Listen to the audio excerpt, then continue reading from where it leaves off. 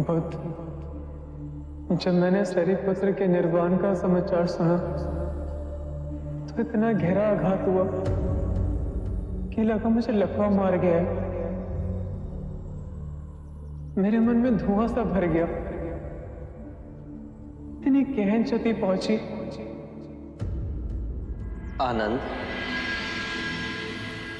क्या सरिपुत्र अपनी मृत्यु के साथ तुम्हारे नीति वचन, तुम्हारा ज्ञान, तुम्हारी समझ, तुम्हारा ध्यान, तुम्हारी स्वतंत्रता सब कुछ ले गए? नहीं बुद्ध, ऐसा नहीं। जब सरिपुत्र जीवित थे तो वो धर्म को पूर्णतः जिए। उन्होंने सब भिक्षुओं को दिशा दिखाई, सिखाया, प्रोत्साहन दिया।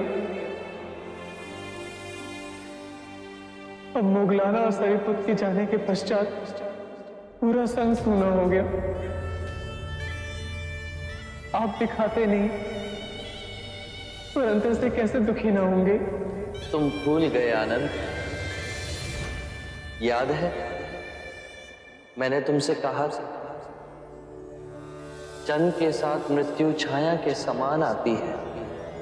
जो मिले हैं वो बिछड़ेंगे।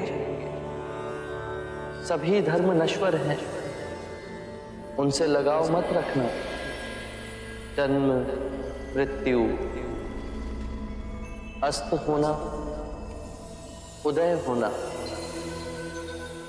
इन सब से तुम्हें ऊपर उठना है। सरिपुत्र एक महान शाखा के समान थे। उन्होंने पूर्ण कर्तव्यनिष्ठ हो संपूर्ण वृक्ष का पोषण किया। वो शाखा उस वृक्ष से अभी भी जुड़ी है। वो वृक्ष भिक्षुओं का संघ, जो परम ज्ञान को साध रहा, छन छन में बांट रहा है। आनंद, अपनी आंखें खोलोगे तो पाओगे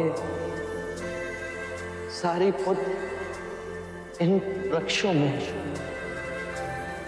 चांद में, उन मनुष्यों में जिसे उन्होंने शिक्षा दी है, तथागत में जिस राह वो गए हैं उसके कण कण में जीवांत हैं। ये मत सोचो कि सरिपुत्र हमें छोड़कर चले गए। वो सदैव हमारे साथ हैं।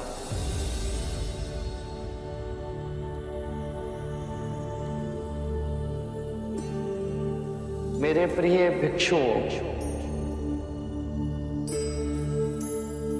सरिपुत्र निर्वाण को प्राप्त हुए। आज मैं तुम सबसे कहता हूं, अपो दीपो भवे। अपना दीपक स्वयं बनो। स्वयं पर विजय प्राप्त करना असंख्य युद्धों पर विजय प्राप्त करने से कहीं अधिक है। और वो विजय सिर्फ तुम्हारी है। उसे तुमसे कोई नहीं छीन सकता। ना देवता, ना दैत्य, ना स्वर्ग, ना ही नरक।